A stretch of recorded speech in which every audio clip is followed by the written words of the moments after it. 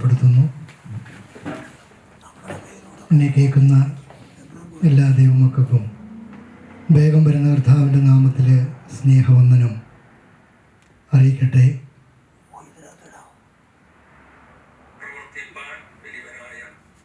ദൈവവചന ശുശ്രൂഷയ്ക്കായി നമ്മുടെ ശ്രദ്ധയെ നമുക്ക് തിരിക്കാം.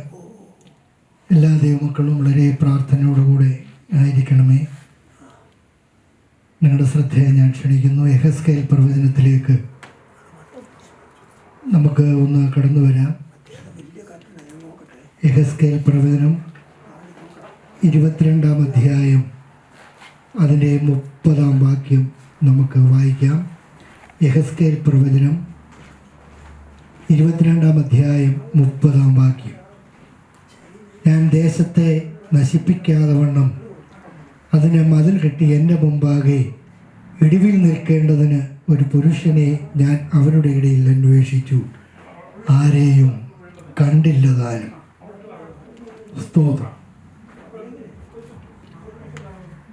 വേദപുസ്തകത്തിലെ 26-ാമത്തെ പുസ്തകമാണ് യെഹെസ്കേൽ പ്രവചനം.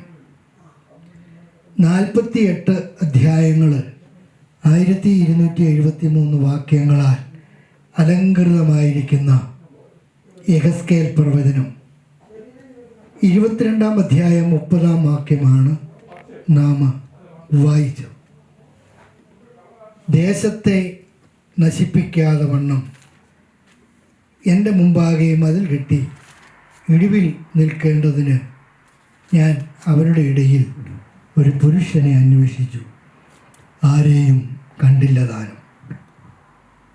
എനിക്ക് ഈ പഴയ നിയമ പുസ്തകത്തിൽ നിന്ന് പ്രസംഗിക്കുന്നതിനോടാണ് എനിക്ക് വലിയ താല്പര്യം ഉള്ളത്. എവിടെ നമ്മൾ പഴയ നിയമത്തിൽ തുടങ്ങിയാലും കേന്ദ്രം കർത്താവ് തന്നെയായിരിക്കും. സ്തോത്രം. പഴയതില്ലാതെ പുതിയതില്ല. സ്തോത്രം. എല്ലായിടവും കർത്താവായിരിക്കും കേന്ദ്രം. ദൈവമക്കളെ, അതുകൊണ്ട് നിങ്ങൾ പ്രാർത്ഥനയോടുകൂടെ ആയിരിക്കണമേ എന്ന് ഞാൻ നിങ്ങളോട് അപേക്ഷിക്കുന്നു. നമ്മൾ വായിച്ച വേദഭാഗം ദേശത്തെ നശിപ്പിക്കാതെ വണ്ണം അതിന് മതിൽ കെട്ടി ഇടിവിൽ നിൽക്കേണ്ടതിന് ഒരു വ്യക്തിയെ ദൈവം അന്വേഷിക്കുന്നു. ഈ ലോകത്തിൽ കോടാനുകോടി ജനങ്ങൾ ഇവിടെ ജീവിച്ചിരിക്കുമ്പോൾ, ഈ ലോകത്തിലുള്ളപ്പോൾ ഒരു വ്യക്തിക്ക് എന്താണ് ഇത്ര പ്രാധാന്യത? സോദരം, ഒരു വ്യക്തി, ബലഹീനരായ എന്നെപ്പോലെയും നിങ്ങളെപ്പോലെയും ഉള്ള ആൾക്കാർക്ക് എന്താണ് ഈ ലോകത്തിൽ ബല? ദൈവം ഒരു വ്യക്തിയെയാണ് അന്വേഷിക്കുന്നത്. ദേശത്തെ നശിപ്പിക്കാതിരിക്കുവാൻ, ഇടിവിൽ നിൽക്കുവാൻ, മതിൽ പണിയുവാൻ ദൈവം അന്വേഷിക്കുന്നു ഒരു വ്യക്തിയെ. ഒരു വ്യക്തി മതി ഒരു ദേശം അനുഗ്രഹിക്കപ്പെടുവാൻ. ഒരു വ്യക്തി മതി ഒരു കുടുംബം രക്ഷപ്പെടാൻ. ഒരു വ്യക്തി മതി ഒരു സഭ അനുഗ്രഹിക്കപ്പെടുവാൻ. അതേപോലെ തന്നെയാണ് ഒരു വ്യക്തി മതി ദേശം കണ്ണീരിലാകുവാൻ. കണ്ണുനീരിലാകുവാൻ ഒരൊറ്റ വ്യക്തി മതി. ഒരു ദാവീദ് ജനത്തെ എണ്ണി നോക്കിയത് കാരണം ദേശം മുഴുവൻ കഷ്ടത്തിലായി. ഒരു ആഖാൻ കാരണം വലിയ കഷ്ടതയിലായി ദേശം. ഹല്ലേലൂയ.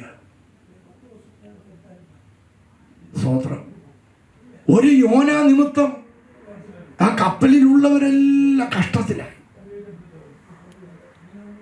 എന്നാൽ ഒരു വ്യക്തി, നയമാന്റെ വീട്ടിലൊരു വേലക്കാരി, അവൾ അടുക്കളയിൽ കൊച്ചമ്മയുടെ കൂടെ അടുക്കളയിൽ പാത്രം കഴുകുന്ന ജോലിയാണ്, അടുക്കള ജോലി ചെയ്യുന്ന ആളാണ്. പക്ഷേ നയമാന്റെ വീട് രക്ഷപ്പെടുവാനിടയായി ആ ഒരു വേലക്കാരി നിമിത്തം. അപ്പോൾ ഒരു വ്യക്തിക്ക് വലിയ പ്രാധാന്യതയുണ്ട്. ഒരു വ്യക്തി മതി ഒരു ദേശം അനുഗ്രഹിക്കപ്പെടുവാൻ. ഒരു വ്യക്തി മതി ഒരു സഭ അനുഗ്രഹിക്കപ്പെടുവാൻ. ഒരു വ്യക്തി മതി ഒരു കുടുംബം അനുഗ്രഹിക്കപ്പെടുവാൻ. ദൈവം വ്യക്തികളെ അന്വേഷിക്കുന്നു. ഇടിവിൽ നിൽക്കുവാൻ, മതിൽ പണിയുവാൻ ദൈവം അന്വേഷിക്കുന്നു. അങ്ങനെയുള്ള അന്വേഷിക്കുന്ന വ്യക്തികളുടെ യോഗ്യതയാണൊന്ന്. അവർ മതിൽ പണിയുന്നവരായിരിക്കണം, കസേര കളിക്കാനല്ല. സ്ഥാനത്തിനും മാനത്തിനും ഓടുന്നവരെ അല്ല കർത്താവിന് ആവശ്യം. ഇടിവിൽ നിൽക്കുന്നവരെയാണ് കർത്താവിന് ആവശ്യം. മതിൽ പണിയുന്നവരെയാണ് കർത്താവിന് ആവശ്യം. അബ്രഹാം ഇടിവിൽ നിന്നു, മോശ ഇടിവിൽ നിന്നു, എസ്തർ ഇടിവിൽ നിന്നു, ഏലിയാവ് ഇടിവിൽ നിന്നു.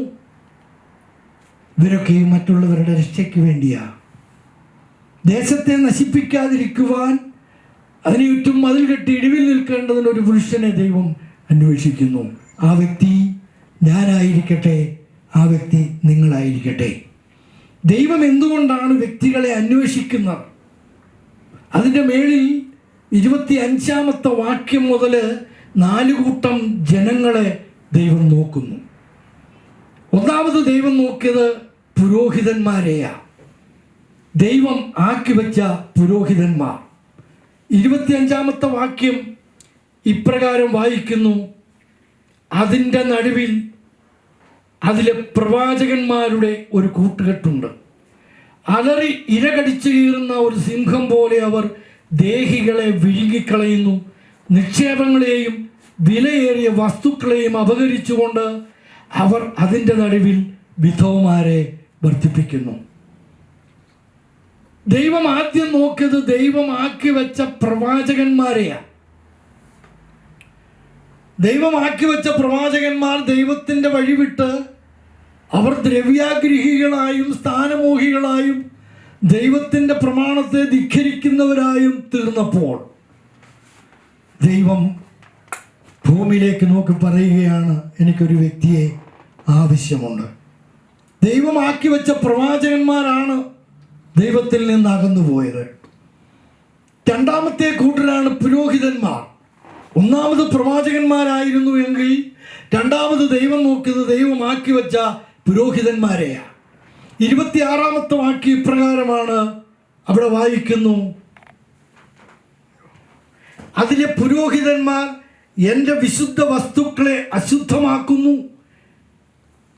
അവർ ശുദ്ധവും അശുദ്ധവും തമ്മിൽ വേർതിരിക്കുന്നില്ല. മലിനവും നിർമ്മലിനവും തമ്മിലുള്ള ഭേദം കാണിച്ചു കൊടുക്കുന്നതുമില്ല. ഞാൻ അവരുടെ മധ്യ അശുദ്ധനായി ഭവിക്കത്തക്കവണ്ണം അവർ എൻ്റെ ശബത്തുക്കളെ നോക്കാതെ കണ്ണ് മറച്ചു കളയുന്നു. ഒന്നാമത് ദൈവം പ്രവാചകന്മാരെ നോക്കി. താൻ ആക്കി വെച്ച പ്രവാചകന്മാരാ. അവർ കൊള്ളരുതാത്തവരായി തീർന്നപ്പോൾ ദൈവം പുരോഹിതന്മാരിലേക്ക് തിരിഞ്ഞ് അവരെ നോക്കി. അവരും ദൈവത്തിൻ്റെ നിയമം പാലിക്കാതെ പ്രമാണങ്ങളെ വിട്ട് ആമേൻ ശബത്തുക്കളെ അശുദ്ധമാക്കി ആമേൻ കണ്ണുകൾ അടച്ചു കളയുക. മലിനവും നിർമ്മലിനവും തമ്മിലുള്ള ഭേദം കാണിച്ചു കൊടുക്കുന്നില്ല. ശുദ്ധവും അശുദ്ധവും തമ്മിലുള്ള ആമേൻ വേർതിരിവും ജനങ്ങൾക്ക് കാണിച്ചു കൊടുക്കാതെ ആമേൻ അവരവർക്ക് ബോധിച്ചതുപോലെ പുരോഹിതന്മാരും നടന്നു. ഒന്നാമത് പ്രവാചകൻ കൊള്ളരുതാത്തവനായി തീർന്നു. രണ്ടാമത് പുരോഹിതൻ പ്രവാചകൻ ആമേൻ സ്തോത്രം കൊള്ളരുതാത്തവനായി തീർന്നു. മൂന്നാമത് ഒരു കൂട്ടരെ ദൈവം നോക്കുകയാണ്. ഞാൻ പറഞ്ഞല്ലോ 4 കൂട്ടം ജനങ്ങളെ ദൈവം നോക്കുന്നു എന്ന് പറഞ്ഞത്. മൂന്നാമത്തെ ആമേൻ ആമേൻ ജനത്തെ ദൈവം നോക്കുകയാണ്.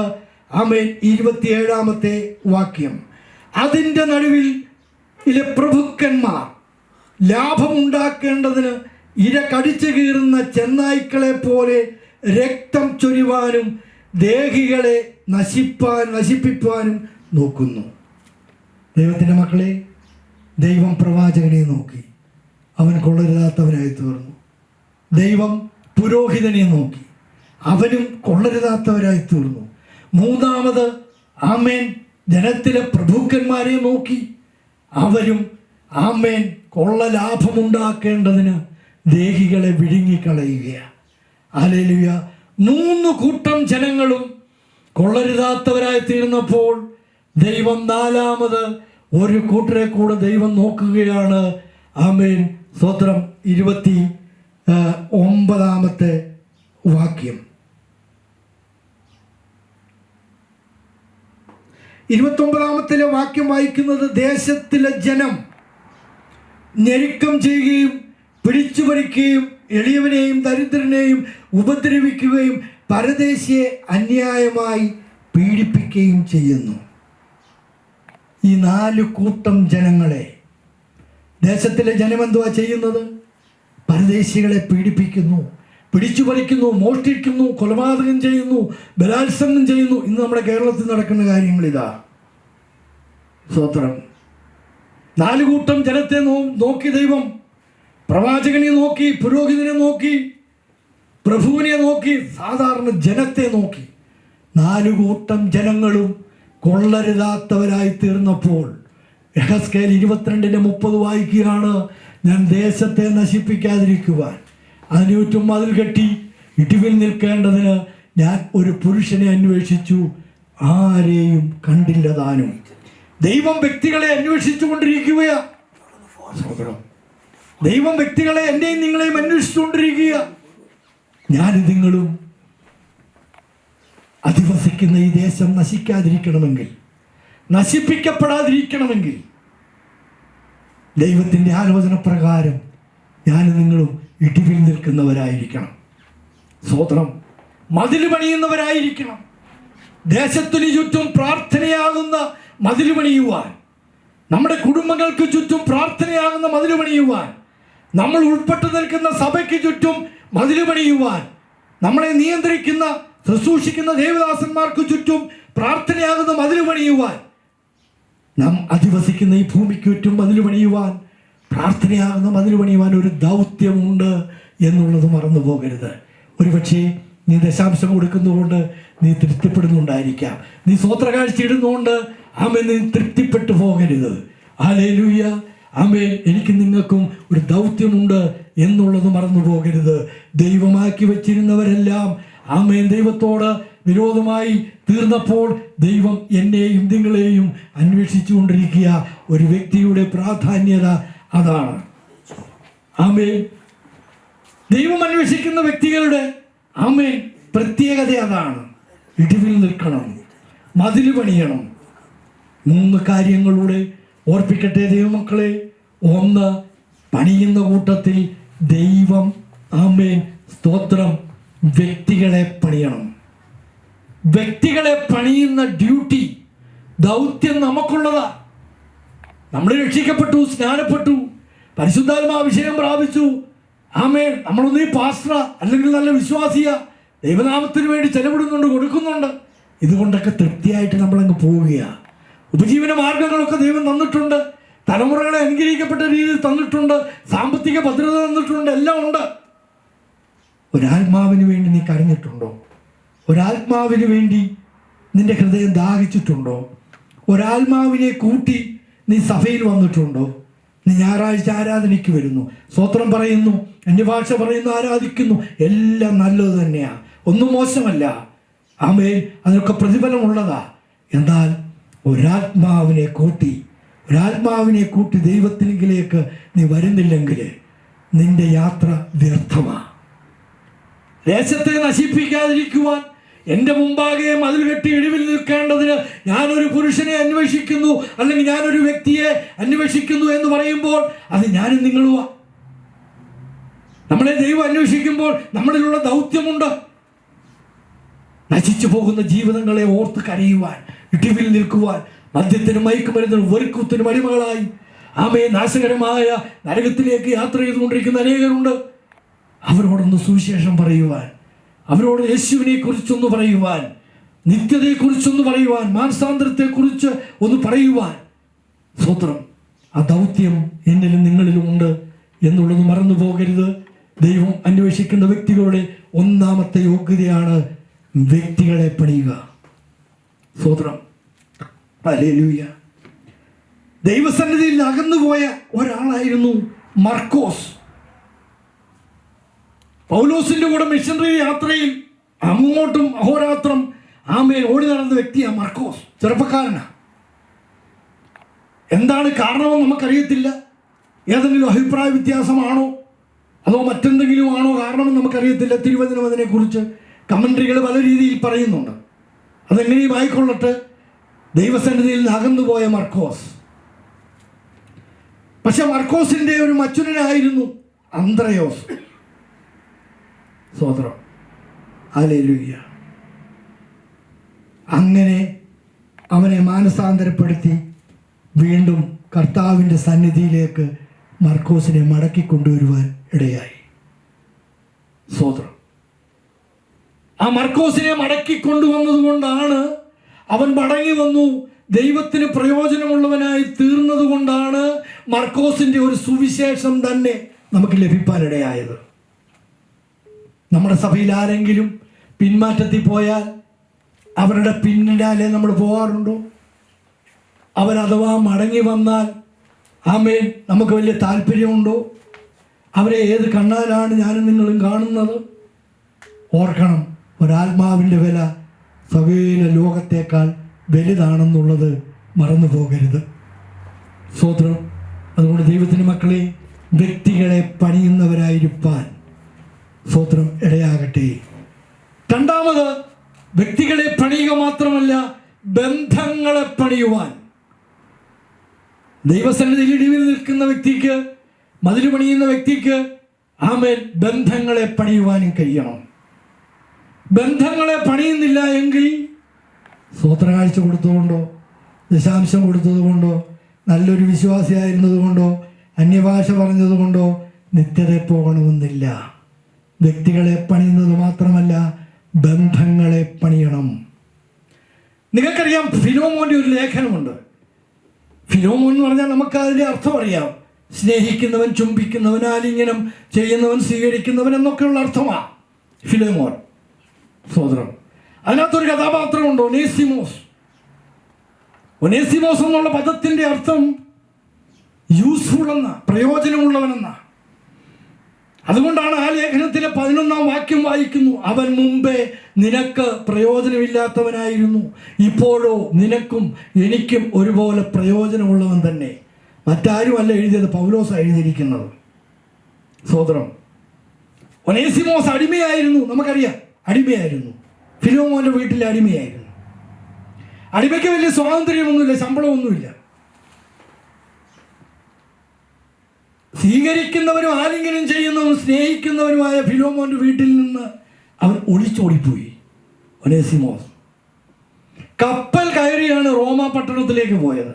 ഒരടിമയുടെ കയ്യിൽ പൈസ കാണത്തില്ല, പിന്നെ എങ്ങനെ കപ്പൽ കൂലി കൊടുത്തു? ഫിലോമോൻ്റെ വീട്ടിൽ നിന്നൊന്നുകിൽ അവൻ മോഷ്ടിച്ചതാ, വഹിച്ചതാ. അങ്ങനെ റോമ പട്ടണത്തിൽ ചെന്നപ്പോൾ, അവിടെ ചെന്നപ്പോൾ പൗലോസിനെ കണ്ടുമുട്ടുവാനിടയായി. അവനേതായാലും അവിടെ വെച്ച് മാനസാന്തരപ്പെട്ടു. പൗലോസിൻ്റെ മുമ്പിൽ മാനസാന്തരപ്പെട്ട് കഴിഞ്ഞപ്പോൾ അവൻ തിരികെ ഒരു നല്ല സ്വഭാവത്തിന് അടിമയായി എന്ന് കണ്ടപ്പോൾ പൗലോസ് ഒരു കത്ത് എഴുതി ഫിലോമോന് കൊടുത്ത്, ഒനേസിമോസിനെ ഫിലോമോൻ്റെ അരികിലേക്ക് അയച്ചിട്ട് കൊടുത്തയക്കുന്ന കത്താണ് ഫിലോമോൻ്റെ ലേഖനം. ആ കത്തിനകത്ത് പൗലോസ് പറയുന്ന, അവൻ മുമ്പേ നിനക്ക് പ്രയോജനമില്ലാത്തവനായിരുന്നു, ഇപ്പോഴോ നിനക്കും എനിക്കും ഒരുപോലെ പ്രയോജനമുള്ളവൻ തന്നെ. അവനെ എൻ്റെ അടുക്കൽ നിർത്തിയാൽ കൊള്ളാമെന്ന് എനിക്കുണ്ടായിരുന്നു, എങ്കിലും നിന്നെ വിചാരിച്ച് ഞാൻ അവനെ നിൻ്റെ അടുക്കലേക്ക് മടക്കി അയക്കുകയാണ്. ഇനിയും അവൻ ദാസനല്ല, ദാസന് മീതെ സഹോദരൻ തന്നെ. സഹോദരം, എത്ര വർണ്ണിച്ചാൽ വർണ്ണിക്കാൻ പറ്റും ആ ഭാഗം. അതുപോലെ തന്നെ അടുത്ത പൗലോസ് പറയുകയാണ്, അവൻ എന്തെങ്കിലും കടപ്പെട്ടിട്ടുണ്ടെങ്കിൽ. കണ്ടോ, അതാണ് ഞാൻ മുമ്പേ ഓർപ്പിച്ചല്ലോ, കപ്പൽ കയറുവാൻ കാശില്ലായിരുന്നു, ഫിലോമോൻ്റെ വീട്ടിൽ നിന്ന് അടിച്ചു മാറ്റിയതായിരിക്കാം. അതുകൊണ്ടാണ് പൗലോസ് പറയുന്നത്, അവൻ എന്തെങ്കിലും കടപ്പെട്ടിട്ടുണ്ടെങ്കിൽ അതെൻ്റെ പേരിൽ കണക്കിട്ടുകൊള്ളുക, ഞാൻ തന്നു തീർത്തുകൊള്ളാം. ഹല്ലേലൂയ. ബന്ധങ്ങളെ പണിയുക. അവിടെ പൗലോസ് ചെയ്ത പ്രവൃത്തി ബന്ധങ്ങളെ പണിയുന്ന പ്രവൃത്തിയാണ്. ഫിലേമോനും ഒനേസിമോസുമായി പൊട്ടിപ്പോയ ബന്ധം, അകന്നുപോയ ബന്ധം പൗലോസ് പണിയുക. ഇന്നത്തെ കാലത്ത് ആരെങ്കിലും കൂടുതൽ അടുക്കുന്നു എന്ന് തോന്നിയാൽ പിന്നെ നമ്മുടെ പരിപാടി എങ്ങനെ അകറ്റാമെന്ന. പാസ്റ്ററോട് ആരെങ്കിലും കൂടുതൽ അടുക്കുന്നത് കണ്ടാൽ എങ്ങനെ അവരെ അകറ്റാം എന്നുള്ള ചിന്ത നടക്കുന്ന കാലമാണ്. ഹല്ലേലൂയ. മനസ്സിലായവർക്കായി ദൈവത്തെ സ്തുതിക്കുക. പൊളിക്കുന്നവരായിരിക്കരുത്, അകറ്റുന്നവരായിരിക്കരുത്, പണിയുന്നവരായിരിക്കണം. വ്യക്തികളെ പണിയുക, ബന്ധങ്ങളെ പണിയുക. 3, ദൈവരാജ്യം പണിയുക. ദൈവരാജ്യം പണിയുക എന്ന് പറഞ്ഞാൽ പ്ലാസ്റ്റർ ഓഫ് പാരീസ് കൊണ്ട് പെയിൻ്റ് അടിച്ചും കല്ലുകൊണ്ടുള്ള മന്ദിരം ആലയം പണിയുന്ന കാര്യമൊന്നുമല്ല. ദൈവരാജ്യം പണിയുക. ഒരൊറ്റ വ്യക്തിയെ ദൈവത്തിങ്കിലേക്ക് നീ കൊണ്ടുവന്നാൽ ഈ 100 കണക്കിന് ആൾക്കാരെ ഒന്നും നീ സ്നാനപ്പെടുത്തുകയും വേണ്ട, രക്ഷിക്കപ്പെടുത്തുകയും വേണ്ട, മാനസാന്തരപ്പെടുത്തുകയും വേണ്ട. ഒരൊറ്റ വ്യക്തിയെ മാനസാന്തരപ്പെടുത്തിയാൽ ദൈവരാജ്യം പണിയുന്നതിന് തുല്യമാണ്. സ്തോത്രം. അതുകൊണ്ട് ദൈവത്തിൻ്റെ മക്കളെ ദൈവരാജ്യം പണിയുന്നവരായിരിക്കണം. കാരണം നമ്മുടെ ആയുസ് 70 സംവത്സരം, ഏറെയായാൽ 80 സംവത്സരമാണ്. അത് വേഗം തീരുകയും അത് പറന്ന് പോവുകയും ചെയ്യും. സ്തോത്രം. ഇപ്പോൾ എനിക്ക് 67 വയസ്സ് കറക്റ്റായി. 70 വയസ്സാണെങ്കിൽ മനുഷ്യൻ്റെ ആയുസ് 70 എന്നല്ലേ പറഞ്ഞത്. അപ്പോൾ എനിക്ക് 67 ആണെങ്കിൽ ഇനി എത്ര വർഷം കൂടെ ഉണ്ട്? 3 വർഷം. 365 ഗുണം 3 ഒന്ന് കൂട്ടിയാൽ മതി. എത്ര കിട്ടും? ഇനി ഡിസ്കൗണ്ട് 10 കൂടെ കൂട്ടി തന്നാൽ എത്ര വർഷമുണ്ട്? അത് വേഗം തീരുകയും പറന്നു പോവുകയും ചെയ്യുന്നു. ലഭിക്കുന്ന ആയുസ് വ്യക്തികളെ പണിയുവാൻ, ബന്ധങ്ങളെ പണിയുവാൻ, ദൈവരാജ്യം പണിയുവാൻ ദൈവമക്കളെ ഒരുക്കമുള്ളവരായിരിക്കണം. ഞാൻ ഈ രാജസ്ഥാനിൽ ഒരു 7-8 വർഷം ജോലി ചെയ്തിരുന്ന വ്യക്തിയാണ്, രക്ഷിക്കപ്പെടുന്നതിന് മുമ്പ്. അപ്പോൾ എനിക്ക് ഒഫീഷ്യലായിട്ട് ഒത്തിരി യാത്ര ചെയ്യേണ്ടി വന്നിട്ടുണ്ട്. ഞാൻ പോകുന്നതൊക്കെയും കൂടുതൽ സ്പിന്നിങ് മില്ലിൽ പേയ്മെൻറ്റ് കളക്ഷന് വേണ്ടിയൊക്കെയാണ് പോയിട്ടുള്ളത്. ഞങ്ങളുടെ കമ്പനിയിലുള്ള സാധനത്തിൻ്റെ പേയ്മെൻറ്റ്. അപ്പം ഭീൽവാഡ, ജോധ്പൂർ, അജ്മൂർ, വ്യാപര, ബൂന്തി, ചിത്തോട് ഇവിടെയൊക്കെയും ഞാൻ യാത്ര ചെയ്തിട്ടുണ്ട് രാജസ്ഥാനിൽ.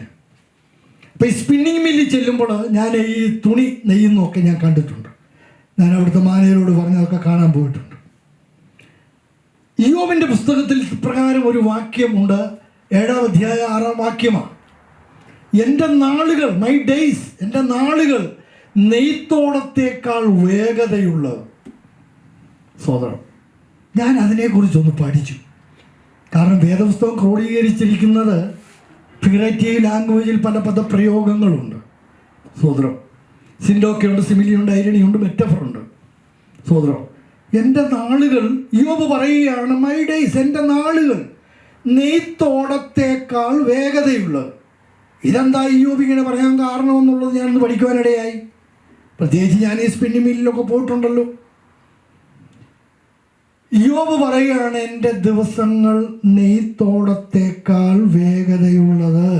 നെയ്ത്തോടം എന്ന് പറഞ്ഞാൽ നെടിയ നൂലുകൾ പാകിയിരിക്കുന്ന തറിയിൽ, തുണി നെയ്യുന്ന തറിയിൽ കുറുക നൂലുകൾ പാകുന്ന ജോലിയാണ് ഈ നെയ്ത്തോടം ചെയ്യുന്നത്. കടകട ശബ്ദമുണ്ടാക്കി ആമേൻ അതങ്ങനെ നൂലുകൾ പാകിക്കൊണ്ടിരിക്കും. ശ്രദ്ധിക്കണമേ ദൈവമക്കളെ, ഈ നെടിയെ പാകിയിരിക്കുന്ന നൂലുകളാണ്. വെറും ബലമില്ലാത്ത ഈ പിണി ഇഴകളാണ് വലിച്ചു കെട്ടിയിരിക്കുന്നത്. അതിനകത്ത് കുറുകെ ആമേൻ നൂലുകൾ പാകുമ്പോൾ പലപ്പോഴും ചില പിണി ഇഴകൾ പൊട്ടിപ്പോകാറുണ്ട്. സോദരം, നല്ല ഒരു നെയ്ത്തുകാരനാണെങ്കിൽ ആ പിണി ഇഴകൾ പൊട്ടിപ്പോയത് കൂട്ടി യോജിപ്പിച്ചിട്ടേ ആ വസ്ത്രം നെയ്യുകയുള്ളൂ. അത് സാരമില്ല, പൊട്ടിക്കിടന്നോട്ട് എന്ന് വിചാരിച്ച് വസ്ത്രം നെയ്താൽ അത് ടെസ്റ്റ് ചെയ്യുന്ന ലാബിൽ ചെല്ലുമ്പോൾ ആ വസ്ത്രം റിജക്റ്റ് ആവും. അങ്ങനെ റിജക്റ്റ് ആകുന്ന തുണികളാണ് ഞങ്ങൾക്ക് തിരുവല്ലായിൽ കൂടുതലും ഡിസ്കൗണ്ട് റേറ്റിൽ കിട്ടിക്കൊണ്ടിരിക്കുന്നത്. നിങ്ങളുടെ ഏരിയയിൽ എനിക്കറിയത്തില്ല. സ്തോത്രം, ഹല്ലേലൂയ. നല്ല ഒരു നെയ്ത്തുകാരനാണെങ്കിൽ ആ പൊട്ടിക്കിടക്കുന്ന നൂലിഴകൾ കൂട്ടി യോജിപ്പിച്ചിട്ട് ആ വസ്ത്രം നെയ്യും. കാരണം അത് റിജക്റ്റ് ആകത്തില്ല. അതാണ് ഇയ്യോബ് പറഞ്ഞത്. എൻ്റെ നാളുകൾ നെയ്ത്തോളത്തേക്കാൾ വേഗതയുള്ളത്. അതുകൊണ്ട് ഇന്ന് കേൾക്കുന്ന ദൈവമക്കളെ, ഏതെങ്കിലും വ്യക്തിബന്ധങ്ങളിൽ നൂലിഴകൾ എന്തെങ്കിലും പൊട്ടിക്കിടപ്പുണ്ടെങ്കിൽ, സ്തോത്രം, ഏതെങ്കിലും ബന്ധങ്ങളിൽ ആമേൻ നൂലിഴകൾ പൊട്ടിക്കിടപ്പുണ്ടെങ്കിൽ, ദൈവരാജ്യം പണിയുന്നതിൽ ഏതെങ്കിലും നൂലിഴകൾ പൊട്ടിക്കിടപ്പുണ്ടെങ്കിൽ അത് കൂട്ടി യോജിപ്പിച്ച് ഈ ക്രിസ്തീയ വസ്ത്രം നെയ്തെടുപ്പാൻ ഞാനും നിങ്ങൾ ഒരുക്കമുള്ളവരായിരിക്കണം. അല്ല എങ്കിൽ സ്വർഗീയമായ ലാബിൽ ചെല്ലുമ്പോൾ നമ്മുടെ ക്രിസ്തീയ വസ്ത്രം റിജക്റ്റ് ചെയ്യപ്പെടാനിടയാവും. അതിനുവേണ്ടി അല്ലല്ലോ നാം എല്ലാ ഈ ലോകത്തിൻ്റെ മോഹങ്ങൾ ഉപേക്ഷിച്ച് കർത്താവിൻ്റെ സന്നിധിയിൽ വന്നത്. കർത്താവിൻ്റെ കൽപ്പന അനുസരിച്ചത് ആമേൻ വ്യർത്ഥമാകാതെ ഇരിക്കണമെങ്കിൽ നൂലിഴകൾ കൂട്ടി യോജിപ്പിച്ച് മുന്നോട്ട് പോകുവാൻ ദൈവം നമ്മളെ സഹായിക്കട്ടെ. ഒന്ന് രണ്ട് കാര്യങ്ങളോട് ഓർപ്പിച്ച് ഞാൻ ഇരിക്കാൻ ശരണപ്പെടുകയാണ്. ഒന്ന്, ബന്ധമില്ല എങ്കിൽ ആരാധനയില്ല. സഹോദരം, ബന്ധമില്ല എങ്കിൽ ആരാധനയില്ല. വേണമെങ്കിൽ ഡ്രം സെറ്റിൻ്റെയും കീബോർഡിൻ്റെയും ഒക്കെ താളലയത്തിൽ വേണമെങ്കിൽ നമുക്ക് ആരാധന അർപ്പിക്കുന്നു എന്ന് അഭിനയിക്കാൻ പറ്റും. നമുക്ക് ദൈവദാസന്മാരോടൊരു ബന്ധമുണ്ടായിരിക്കണം. ദൈവസഭയോട് നമുക്കൊരു ബന്ധമുണ്ടായിരിക്കണം. കൂട്ടുവിശ്വാസികളോട് നമുക്കൊരു ബന്ധമുണ്ടായിരിക്കണം. എന്നാലേ നമ്മുടെ ആരാധന ബലപ്പെടൂ. സ്തോത്രം. ആ ബന്ധമില്ലെങ്കിൽ ആരാധനയില്ല. നമുക്കറിയാം, വേദപുസ്തകത്തിലെ ഒരു കഥാപാത്രമാണ് ധൂർത്തുപുത്രൻ. സ്തോത്രം. ധൂർത്തുപുത്രൻ മടങ്ങി വന്നു. ആ വീട്ടിൽ ഭയങ്കരമായ ആനന്ദം, സന്തോഷം, നൃത്തം, വിരുന്ന് ആ ഭവനത്തിൽ നടക്കുകയാണ്. എന്താ? കാണാതെ പോയതിനെ തിരിച്ചു കിട്ടി. സ്തോത്രം. നഷ്ടപ്പെട്ടതിനെ തിരിച്ചു കിട്ടി. ഭയങ്കര ആനന്ദം, നൃത്തം, സന്തോഷം, വിരുന്ന്. പക്ഷേ മൂത്തവൻ അവിടെ ഇല്ലായിരുന്നു. മൂത്തവൻ വയലിൽ നിന്ന് വന്നപ്പോൾ വീട്ടിൽ ആഘോഷം. സേവകന്മാരോട് ചോദിച്ചു, വേലക്കാരോട് ചോദിച്ചു, എന്താണ്? നിന്റെ സഹോദരൻ മടങ്ങി വന്നിരിക്കുന്നു. അവൻ മുഖം വീർപ്പിച്ച് വെളിയിൽ നിൽക്കുകയാണ്. ആ അകത്ത് ആനന്ദം, നൃത്തം, സന്തോഷം നടക്കുക. അതിൽ പങ്കെടുക്കാതെ അവൻ വെളിയിൽ മാറി നിൽക്കുക, മുഖം വീർപ്പിച്ച്. പിതാവ് വന്ന് പറഞ്ഞു, മകനെ അകത്തുവാ. പിതാവിൻ്റെ വാക്കവൻ സ്വീകരിച്ചില്ല. കാരണം ആ ഭവനവുമായിട്ടുള്ള, പിതാവുമായിട്ടുള്ള, സഹോദരനുമായിട്ടുള്ള ആ ബന്ധം വിച്ഛേദിച്ച് അവനവിടെ നിൽക്കുകയാണ്. ബന്ധമില്ല എങ്കിൽ നിനക്ക് ആരാധനയില്ല. രണ്ട്, ബന്ധമില്ല എങ്കിൽ നിനക്ക് അവകാശവുമില്ല. നമുക്കറിയാം, കയീൻ, ഹാബേൽ. കയീനോട് ദൈവം ചോദിച്ചു, നിന്റെ സഹോദരനായ ഹാബേൽ എവിടെ? കയീൻ്റെ മറുപടി, ഞാൻ എന്നാ എൻ്റെ സഹോദരൻ്റെ കാവൽക്കാരനോ? ഉടനെ ദൈവം പറഞ്ഞു, നീ നിന്റെ സഹോദരൻ്റെ കാവൽക്കാരനല്ലെങ്കിൽ, നിന്റെ സഹോദരനോട് നിനക്ക് ബന്ധമില്ല എങ്കിൽ നീ നിൽക്കുന്ന ദേശം വിട്ടുപോയേ പറ്റുള്ളൂ. നിനക്കിവിടെ അവകാശമില്ല എൻ്റെ സന്നിധിയിൽ. ദൈവത്തിൻ്റെ സന്നിധിയിൽ അവകാശം കിട്ടണമെങ്കിൽ ആമേൻ ബന്ധമുണ്ടായിരിക്കണം. സ്തോത്രം. ബന്ധമുണ്ടെങ്കിലേ നിനക്ക് അവകാശമുള്ളൂ. ദൈവസന്നിധിയിൽ നിനക്ക് അവകാശം വേണോ? ദൈവദാസന്മാരുമായിട്ട് ബന്ധമുണ്ടായിരിക്കണം. ദൈവമക്കളുമായിട്ട് നിനക്ക് ബന്ധമുണ്ടായിരിക്കണം. ദൈവസഭയുമായിട്ട് ആമേൻ നിനക്കൊരു ബന്ധമുണ്ടായിരിക്കണം. ബന്ധമില്ലെങ്കിൽ ആരാധനയില്ല. ബന്ധമില്ല എങ്കിൽ അവകാശവുമില്ല. അതുകൊണ്ട് ദൈവമക്കളെ, ദേശത്തെ നശിപ്പിക്കാതിരിക്കുവാൻ ദൈവം പറയാൻ എൻ്റെ മുമ്പാകെ മതിൽ കെട്ടി ഇടിവിൽ നിൽക്കേണ്ടത് ഞാൻ ഒരു പുരുഷനെ അന്വേഷിക്കുന്നു. ആ വ്യക്തി ഞാനായിരിക്കട്ടെ, നിങ്ങളായിരിക്കട്ടെ. നമ്മുടെ ജീവിതം അർത്ഥപൂർണമായി മുന്നോട്ട് പോകുവാൻ ദൈവം സഹായിക്കട്ടെ. വ്യക്തികളെ പണിയുന്നവരാകട്ടെ, ബന്ധങ്ങളെ പണിയുന്നവരാകട്ടെ, ദൈവരാജ്യം പണിയുന്നവരായി തീരുവാൻ നമ്മളെ ദൈവം സഹായിക്കട്ടെ. അവസരമൊരുക്കി തന്ന അഭിഷിക്തന്മാരോട് നന്ദി കരയറ്റിക്കൊണ്ട് ഞാൻ താന്നിരിക്കുന്നു. ദൈവമായ കർത്താവ് നമ്മളെ സഹായിക്കട്ടെ.